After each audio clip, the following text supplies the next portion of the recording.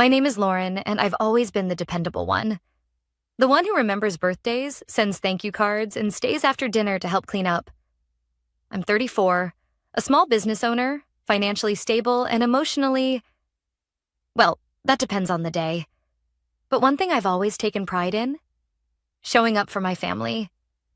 Even when they didn't deserve it.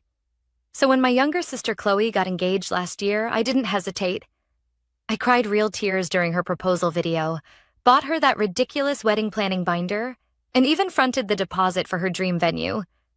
$31,000 wired without a second thought. You've always been like a second mom to her. My actual mom had said back then. That comment would haunt me later. Because what I didn't know is that being like a second mom somehow meant I could be tossed aside like yesterday's confetti when the real show began. It was a Tuesday afternoon when it happened. I'd stopped by my parents' house, arms full of wedding samples, linen swatches, floral photos, a bottle of champagne I'd been saving for the final dress fitting. Chloe was upstairs. Mom was in the kitchen, stirring something aggressively. Without looking up, she said, "We need to talk." The way she said it, calm but clipped, made my stomach knot instantly. I set the champagne down. "What's going on?" She finally turned, a strange smile tugging at her lips.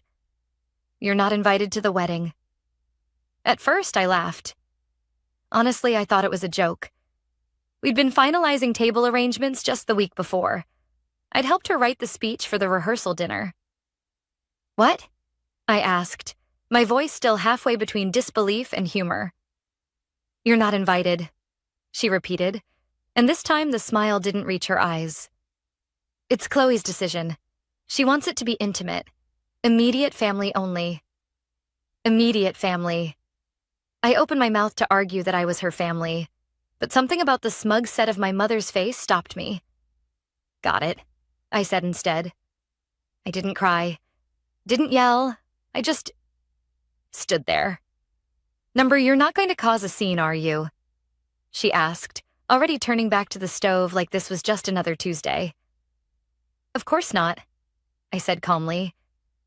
"Enjoy the day." I walked out without another word, but inside something snapped. On the drive home, I kept replaying it in my mind. Chloe and I weren't just sisters. We'd been inseparable growing up. I took her to her prom when her date bailed. I paid for her first semester of college when she lost her scholarship. I'd even helped her pick out the ring for her fiancé Jacob when he asked for my help. But none of that mattered now. Because the wedding she'd been planning on my dime, I was no longer welcome. When I got home, I sat at the kitchen counter and opened my laptop. I logged into the bank account I'd created specifically for her wedding fund. Balance, $31,204.52. I stared at it for a long time. Then I transferred every penny back to my personal savings. Next, I emailed the venue. Subject line, cancellation request, Lauren Daniels. I'd booked it in my name after all. The owner, a woman named Andrea, responded within the hour, offering her apologies and confirming the release. The deposit would be held, but the remainder, nearly $20,000 each, was refundable. I closed the laptop, took a deep breath, and texted the only person who really needed to know, Jacob. "Hey, heads up. The venue's no longer booked for June 24th. I'm sure you'll figure something out. Best of luck." And then silence. I thought that would be the end of it. That they'd figure out another plan, and I'd fade from the narrative like the good girl I was trained to be. But by sunrise, my phone buzzed so hard it fell off the nightstand. 14 missed calls, 7 voicemails, 23 texts. The last one was from Jacob. "Lauren, please. I need to talk to you. You don't understand what she's done." And that was when I realized the wedding might be off. But the real story was just beginning. By the time I poured my first cup of coffee, I'd counted 14 missed calls and almost double that in texts. The quiet satisfaction I'd felt the night before had given way to a heavy stillness. Not regret. No, that wasn't the word. More like the weight of truth finally settling into place. I scrolled through the messages. Most were from Chloe. each one more frantic than the last. What the hell did you do? Call me now. You're ruining everything. Is that what you wanted? I told Mom not to tell you like that. This isn't fair. And then one that simply said, please don't do this. I didn't respond. Not yet. I wasn't ready to unpack that mess of blame and backpedaling. But the message that stopped me cold was from Jacob. Lauren, I didn't know. Please, can we talk? That line stuck with me. I didn't know. What exactly didn't he know? That Chloe and Mom had decided to cut me out? That the venue was booked in my name? That without me, the wedding timeline would collapse? I texted back only 2 words. Call now. He did, almost immediately. Lauren, he said, breathless like he'd sprinted out of a burning building. Please don't hang up.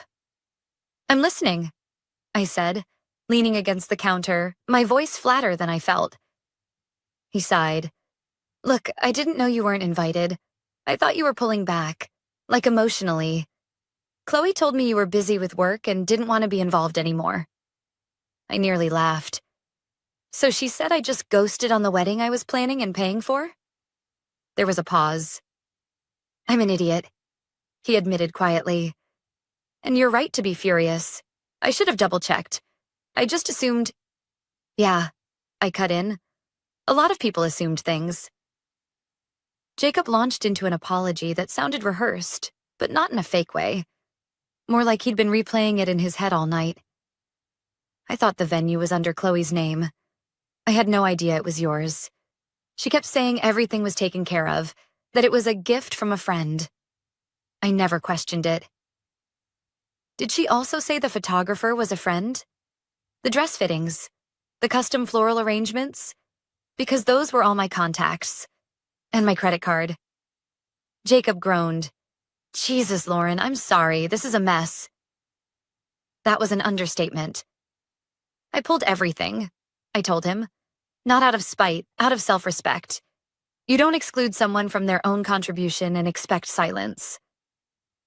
He was quiet for a long time. Then he said something I didn't expect. Can I come over? I hesitated. Why? Because I need to tell you something in person. And because I think you need to know the truth about why this happened. That line again. The truth. I agreed, against my better judgment. 20 minutes later, Jacob showed up at my apartment looking like he hadn't slept. His tie was missing, the buttons on his shirt mismatched, and he had that look men get when they're too overwhelmed to pretend otherwise. He sat across from me at the kitchen table like it was a deposition.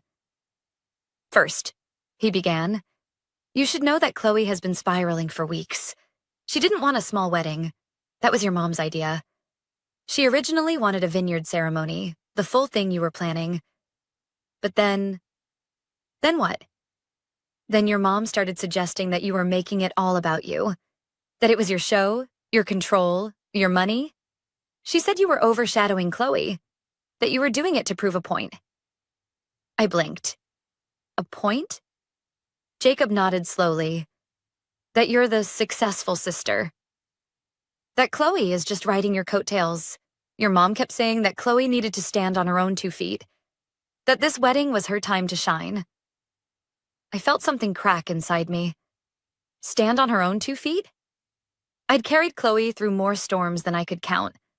Mom had watched every single one and now wanted to rewrite history?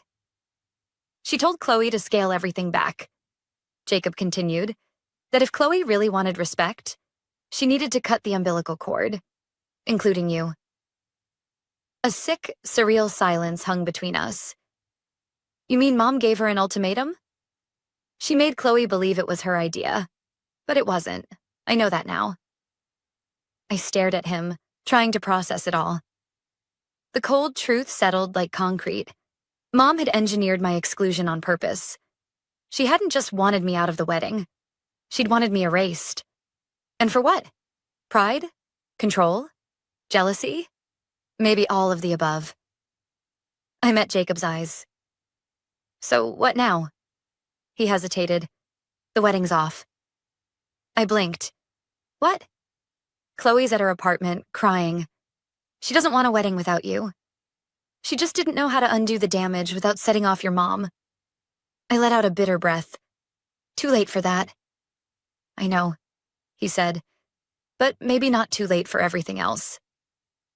I didn't rush to see Chloe that day. After Jacob left, I sat on my couch, staring out at the skyline, letting the silence stretch long enough to feel the weight of it.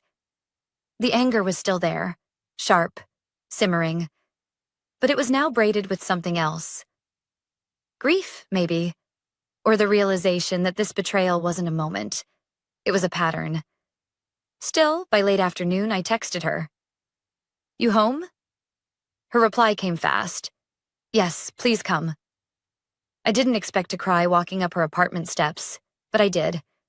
Just one tear, maybe two, quickly wiped away before I knocked. She opened the door like she'd been standing behind it the whole time. Her eyes were swollen, mascara smudged. She wore an old hoodie and leggings, the uniform of emotional collapse. Hey, she whispered. Hey. She stepped aside and I walked in. The apartment was dark, blinds still drawn, and takeout containers littered the coffee table. It smelled like stress and old Thai food. I didn't know how to fix it, she said, still standing near the door. Maybe start by explaining why you didn't tell me yourself. She nodded, eyes dropping. I wanted to. So many times. But every time I tried, Mom would twist it. Make it sound like I was being ungrateful, or like I was letting you run my life. You mean she guilted you into pushing me out? I said flatly. She didn't deny it. I know I should have fought harder, but she kept saying things that got in my head. That everyone saw you as the real success story. That people pitied me. That I needed to prove I could do something big without your help. I crossed my arms. So you cut me out of your wedding to prove you were independent? It sounds awful when you say it like that. It is awful. She blinked rapidly. I didn't want this, Lore. I didn't want any of this. I just wanted to get married, to celebrate something good. And I thought, for a second, maybe if I kept the peace, it would work out. That I could fix it before it got to this point. That's not peacekeeping, Chloe. That's cowardice. The words landed like a slap. I saw her flinch, but she didn't disagree. I deserved that, she said quietly. I let the silence fill the space again. I could see the girl she used to be. The one who used to crawl into my bed after nightmares, who copied my handwriting, who used to beg me to brush her hair before school. That little sister was still in there somewhere. But right now, I was talking to a woman who'd made a choice. A terrible one. Mom's been doing this our whole lives, I said finally. She turns us against each other, makes everything a competition. You just didn't notice because you were the one she always picked. Chloe looked at me, wounded and ashamed. I never wanted to be the favorite, she whispered. Number, but you never said no either. Tears slid down her cheeks now.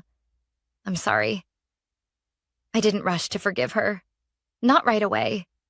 I needed her to sit in it, to feel the weight of what she'd done. But when I finally spoke, my voice softened. I was planning that wedding because I love you. Not because I wanted credit or control. I wanted you to have something beautiful, something stable, something we didn't get growing up. I know, she said, voice breaking, and I destroyed it. We sat in silence for a few minutes, the kind of silence that feels like a wound trying to scab over. Then she said something that surprised me. I canceled the bridal shower and the bachelorette weekend. Mom's furious, but I told her I'm pausing everything until I fix things with you. I didn't respond, just nodded. She still doesn't see what she did wrong, Chloe added. She thinks you overreacted. I almost laughed. Of course she does. She wants to talk to you. I bet she does, now that her plans are falling apart. Chloe hesitated. She said, you embarrassed her, that you made her look bad in front of the family. I raised an eyebrow. I made her look bad? By taking back my own money? Yeah, she said you humiliated her. I leaned back on the couch and shook my head slowly. She did that all by herself. Chloe wiped her eyes. So, where do we go from here? I looked at her long and hard. I don't know yet. Trust takes time to rebuild. I'll wait, she said. However long it takes. I believed her, but I also knew the road would be long, and the fallout wasn't over yet, especially not with Mom. 3 days passed before I agreed to see Mom. Not because I needed time to think. I already knew what I thought, but because I wanted her to stew in the silence. I wanted her to wonder if the silence was permanent. Chloe had kept me updated. Our mother was confused, disappointed, deeply hurt. The trifecta of emotional manipulation. She couldn't understand why I'd acted so dramatically over a simple guest list decision. Simple? I'd been erased like a smudge on a window pane, and now she was pretending it was all just a scheduling issue. When I finally said yes to a meeting, I insisted it happen at my place. Neutral ground wasn't neutral when you were the one always told to keep the peace in someone else's home. She arrived 10 minutes early. I watched her through the peephole before opening the door. Perfectly pressed beige blazer, lips painted the same plum shade she always wore when she wanted to project control. Mom didn't show up for conversations. She showed up for performances. I opened the door. Lauren? She said smoothly, as if we were old friends reconnecting. I stepped aside without a word. She took in my apartment with a brief glance. Nice place. Chic. Cut to the point, I said flatly. You didn't come to compliment my throw pillows. She blinked, surprised by my tone. I see we're skipping pleasantries. You skipped my sister's wedding. So yeah. She exhaled, placing her purse on the table like she owned the room. Look, I know you're upset, but I think this has gotten wildly out of proportion. I crossed my arms. You think I'm the one who escalated this? You canceled the venue, she said sharply. Do you have any idea how that made us look? United States. I almost laughed. She still thought of herself as the central figure in this mess. I shook my head. Mom, you told me, with a straight face, that I wasn't invited to my sister's wedding, after I spent 2 years helping plan and pay for it. You didn't just cross a line, you lit it on fire. She waved a hand dismissively. You're always so dramatic. You made the whole thing about you. The venue, the itinerary, the guest list. I followed Chloe's vision. I snapped. She wanted that venue. She wanted that guest list. You convinced her to cut me out, told her I was stealing her moment. Because you were, she finally snapped. Everyone was talking about how you were footing the bill, how generous you were. No one was talking about Chloe. It was supposed to be her moment, but you couldn't help but make it about you, like always. I stared at her. Do you hear yourself? She didn't flinch. For a moment, all I could do was sit with the weight of her words, the resentment, the bitterness. And then it clicked. This was never about the wedding, I said quietly. You've hated that I'm successful, that I don't need you. You've hated it since I left home and stopped playing the grateful daughter role. Her jaw tightened. Don't twist this into some psychological drama. I've done nothing but support both of you. You supported Chloe. I supported myself.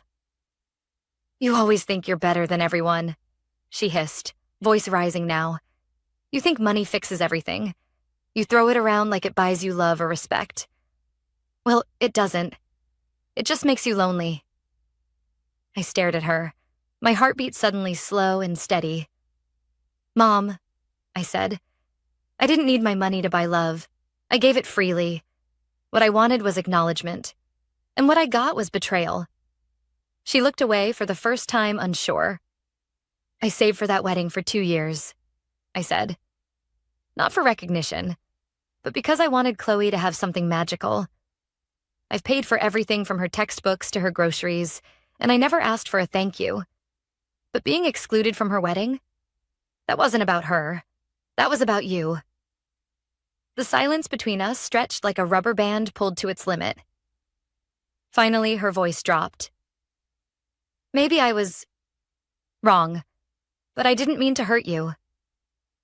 You meant to diminish me, I corrected. You meant to make sure I knew my place. And now you're dealing with the consequences.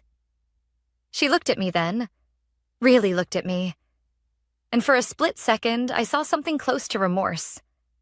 Or maybe just the realization that she couldn't control me anymore. I suppose the wedding's still off? She asked quietly. I don't know, I said truthfully. That's up to Chloe and Jacob.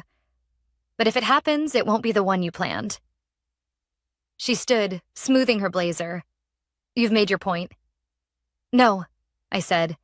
Life made the point. I just stopped cleaning up your mess. She left without saying goodbye. And I sat on my couch for a long time afterward, heart pounding, staring at the space she'd occupied, finally free of her shadow. I didn't hear from Mom after that confrontation. Not a text, not a call, not a passive-aggressive forwarded email about family values. Just silence. And honestly, it was the most peaceful week I'd had in years. But Chloe, she kept showing up. She came by the following Saturday with homemade muffins that were somehow both heartfelt and undercooked, and sat across from me at my kitchen island like a kid waiting for a verdict. I've been thinking, she said, hands wrapped around her coffee mug, eyes puffy from what I guessed were long, guilt-ridden nights. About starting over, about the wedding. I waited. I didn't want to fill the silence for her. She needed to learn how to sit in discomfort. I want to replan it, she continued. Small, honest, no drama, no performance, just the people who matter. Sounds nice, I said, sipping my coffee. Who's paying for it? She flushed. I don't want your money, Lauren, not this time. That caught me off guard. I don't mean that as a rejection, she added quickly. I mean, you've already given so much. This time I want it to be ours, mine and Jacob's. I want to build something that's ours from the ground up. I looked at her, really looked at her. It was the first time I'd seen my sister as an adult. Not as the girl I'd always protected or the woman who had betrayed me, but someone in between. Someone in the middle of becoming. And what happens when Mom pushes back? I asked carefully. Chloe didn't blink. She already has. She told me if we go through with it without her input, she won't attend. I raised an eyebrow. And? She smiled weakly. And I said I'd send her pictures. I couldn't help it. I laughed. Chloe laughed too, and for the first time in weeks, it felt real. Not strained, not forced. Just sisters, rebuilding something that was nearly lost. I'm proud of you, I said. She swallowed hard. That means everything. We spent the next few hours sketching ideas on napkins and scrolling through venues. Local ones this time, affordable ones. She didn't ask me for a dime, and I didn't offer. Not because I was holding a grudge, but because I finally understood that stepping back wasn't abandonment. Sometimes stepping back is love, too. A few days later, Jacob invited me over. Not Chloe, just me. I assumed it was about wedding logistics. But when I arrived at their apartment, he handed me a glass of wine and a carefully folded piece of paper. What's this? I asked. Our new budget. I scanned it. A modest guest list, a small garden ceremony, a backyard potluck-style reception, and a $5,000 line item labeled Surprise Honeymoon Fund. I know it's not Tuscany or a beachfront resort, he said, but we want to start our marriage with something that's ours. No strings, no guilt. It was simple, humble, and oddly beautiful. Jacob looked at me. I also wanted to say thank you for the way you handled everything. You could have blown it all up. I gave him a half smile. Didn't I? Not really. You just exposed what was already broken. We toasted. To honesty, to boundaries, to not losing people we love just to keep someone else comfortable. Then he cleared his throat. We'd like you to officiate the ceremony. I froze. I mean, only if you want to. He rushed on. You're not just Chloe's sister, Lauren. You've been there through everything. You know us. You believe in love when it's messy, when it's hard. I stared down at the glass in my hands, trying not to cry. I didn't expect that. Didn't even realize how much I'd needed it. Not the gesture, but the affirmation. That I was still wanted. Still seen. I'd be honored, I whispered. That night, I lay in bed thinking about all the ways this story could have ended. I could have walked away. Let the bitterness calcify into silence. Close that chapter for good. And honestly, no one would have blamed me. But instead, I chose to stay. Not to enable, not to rescue, but to witness. To show up on my terms. Because healing doesn't always mean going back. Sometimes it means choosing forward. Together. The morning of the wedding, the sky was perfect. Not too bright. Not too overcast. Just soft, golden light filtering through early spring leaves, like nature had decided to offer a quiet blessing. The garden venue Chloe and Jacob had chosen wasn't fancy, but it was beautiful. A modest space tucked behind a local bed and breakfast, with climbing roses on wooden trellises and rows of white folding chairs lined up under a canopy of oak trees. I stood off to the side, holding my handwritten notes, heart surprisingly calm. It was almost funny. After all the chaos, all the drama, here we were, back to something so simple. So human. Two people in love, ready to build a life. No grandeur, no spectacle. Just truth. Chloe looked radiant, in a flowing ivory gown that she'd found secondhand and altered herself. Her hair was in soft curls, a daisy tucked behind one ear. When she caught my eye from across the lawn, she gave me a small smile. It was the same smile she used to give me when she passed me secret notes in school, full of nervous excitement, asking silently, "Do I look okay? Am I doing this right?" I nodded and her smile deepened. Yes, she was doing this right. The guests trickled in slowly. Friends from work, college roommates, a few aunts and cousins. It was intimate just as promised. And noticeable in her absence? Mom, she'd made good on her threat. After weeks of tension, whispered guilt trips, and an ultimatum delivered over Sunday brunch. If you go through with this wedding without me, don't expect me to show up for anything ever again. Chloe had called her bluff, and Mom hadn't shown. There were no tears about it, no breakdowns. Just a collective exhale from everyone who had been bracing for the storm that never arrived. In her place stood something else. Peace. I stepped forward when it was time. Cleared my throat. Chloe and Jacob stood hand in hand before me, the soft rustle of the breeze their only background music. Today, I began, isn't about perfection. It's not about centerpieces or seating charts or flower walls. It's about choosing each other, not just when it's easy, but especially when it's hard. They listened, eyes fixed on one another. It's about knowing that love is sometimes messy, sometimes uncertain, and still deciding to show up, to say yes, again and again. I looked at Chloe then. Her eyes shimmered, but no tears fell. You've taught me a lot, both of you. About forgiveness, about honesty, about how family isn't defined by blood or obligation, but by the courage to rebuild what others tried to break. I saw heads nodding in the crowd. Even Jacob's father wiped at the corner of his eye. You two have faced more than most couples face before saying I do. And yet here you are, not because everything was perfect, but because you chose to rise above it. When the vows were exchanged, they were short, imperfect, and beautiful. Jacob promised to always make space for Chloe's voice, even when she's quiet. Chloe promised to never let fear, or anyone else's expectations, dictate the life they build. They kissed. The guests clapped.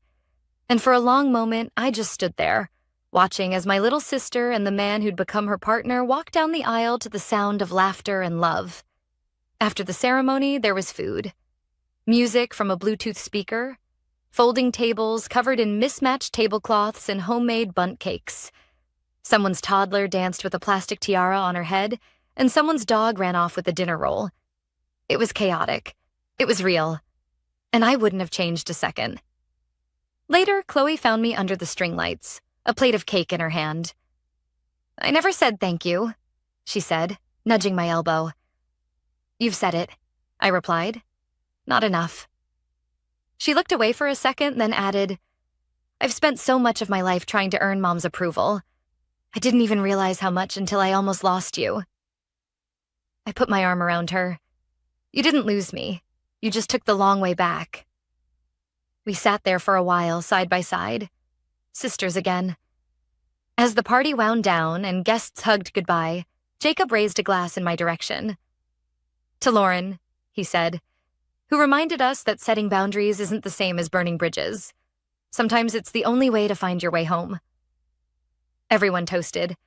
I felt the eyes on me, warm, grateful. And for the first time in a long time, I didn't shrink from them. Because this was mine too. Not the wedding, not the spotlight, but the quiet knowing that I had stood my ground, spoken my truth, and still made room for love. Mom never did reach out. Maybe she will. Maybe she won't. That part of the story is still being written. But what I do know is this. Some families are made by birth. Others are rebuilt by choice. And sometimes the strongest kind of love is the one that refuses to disappear, even after it's been dismissed.